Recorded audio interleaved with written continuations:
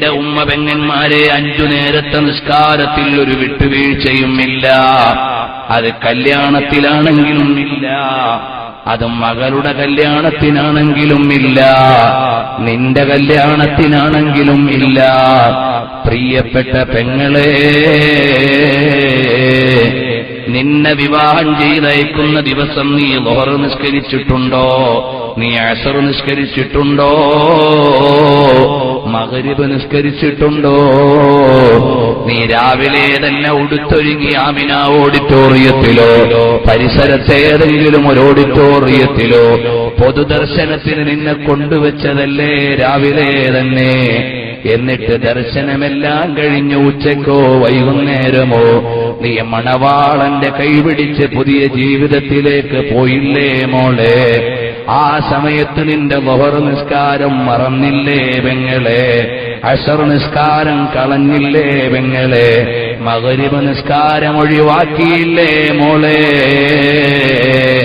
നീ പുതിയൊരു ജീവിതത്തിലേക്ക് കടന്നപ്പോ നിസ്കാരം ഖളാക്കിയിട്ട് കടന്നാൽ ആ ജീവിതത്തിന് ബറക്കത്തുണ്ടോ? മുസ്ലിയാരി നിക്കാഹ് കഴിഞ്ഞിട്ട് ബാറക്കല്ലാഹു ലക്കുമാ വബാറക അലൈക്കുമാ ദുആരന്നിട്ടുണ്ട്. മണവാളൻ ചിലപ്പോ പള്ളിയിലാണ് നിക്കാഹെങ്കിൽ 2 റക്അത്ത് കമന്ന് വീണിട്ടുണ്ട്. പെണ്ണെ, നിന്റെ ളുഹറന്നില്ല, അസ്റന്നില്ല, മഗ്രിബില്ല. നീയൊരു പുതിയ ജീവിതത്തിനിറങ്ങിയതല്ലേ പെങ്ങളെ? അല്ലാഹുവിന്റെ കാരുണ്യം നിന്റെ ജീവിതത്തിൽ ഉണ്ടാകുമോ മോളെ? ആലോചിക്കാൻ നിനക്ക് കഴിഞ്ഞില്ല അല്ലേ? ഇനി വിവാഹിതരാകാനുള്ള പെണ്ണന്മാരെ, നിങ്ങൾക്കൊരു നിഷ്ഠ വേണം. വിവാഹത്തിന്റെ അന്നാണെങ്കിൽ പോലും നീ നിസ്കരിക്കേണ്ടവളാണെങ്കിൽ ഒരു വഖത്ത് നിസ്കാരമോ ഖളാക്കാൻ ജീവനുള്ളിടത്തോളം കാലം നിനക്ക് പഴുതില്ല. അത് കോളേജിൽ പഠിക്കാൻ പോയതാ മുസ്ലിയാരെ, നിസ്കാരത്തിൽ നിന്ന് എക്സ്ക്യൂസ് ഇല്ല. പരീക്ഷയ്ക്ക് പോയതാണ്, നിസ്കാരത്തിൽ നിന്ന് ഒഴിവില്ല. ഇന്ന് വലിയ വലിയ സ്റ്റാൻഡേർഡ് സ്കൂളുകളിൽ കൊല്ലം ടൗണിലും തിരുവനന്തപുരത്തുമൊക്കെ പഠിക്കുന്ന നമ്മുടെ മക്കളില്ലേ, അവര് നിസ്കാരം സമാക്കുന്നില്ലേ? വാപ്പമാരെ, നിങ്ങൾ കുറ്റവാളികളാണ്. നിങ്ങൾ കൊഴിഞ്ഞു മാറാൻ പറ്റൂല.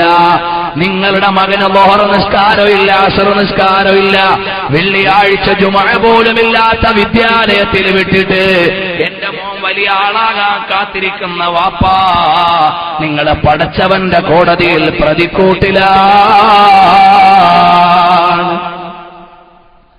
എന്നെ ഇഷ്ടപ്പെട്ടാലും ഇല്ലെങ്കിലും, അഥവാ ഈ പ്രമേയത്തെ നിങ്ങൾ താൽപര്യപ്പെട്ടാലും ഇല്ലെങ്കിലും, വസ്തുത ഇങ്ങനെയാണ്, യാഥാർത്ഥ്യം ഇങ്ങനെയാണ്. അല്ലാഹുവിന്റെ ഹബീബ് ബശീറൻ വനദീറാ വദാഇയൻ ഇലല്ലാഹി ബിഇذനിഹി വസിറാജൻ മുനീറാ. അല്ലാഹുവിന്റെ ഹബീബ് താക്കീതാണ്, സുവിശേഷമാണ്. അപകടമുണ്ട്, പെടല്ലേ എന്ന് പറയുന്ന നേതാവ്. സദ്യയുണ്ട്, നഷ്ടപ്പെടല്ലേ എന്ന് ഓർമ്മപ്പെടുത്തുന്ന നേതാവ്. അതാണ് ബഷീറും നദീറും എന്ന് പറഞ്ഞാൽ.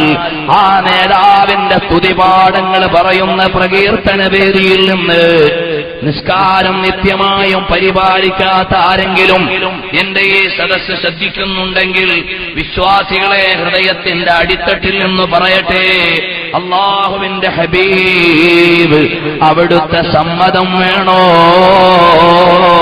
പ്രിയം വേണോ? നിസ്കാരം ഒഴിവാക്കല്ലേ. നിസ്കാരം ഒഴിവാക്കൽ ഒരു ഭയമില്ലാത്ത കാലമായി മാറി. ചെറിയ ചെറിയ കാരണങ്ങളാൽ നിസ്കാരത്തിൽ നിന്ന് അശ്രദ്ധരായി പോകുന്നവർ, അല്ലാഹു നമ്മളെ കാത്തുരക്ഷിക്കുമാറാകട്ടെ. അവസാനത്തെ വഖത്ത് നിസ്കാരം പോലും ഖളാ ആകാതെ മരിക്കുവാൻ അല്ലാഹു നമുക്ക് തൗഫീഖ് നൽകുമാറാകട്ടെ.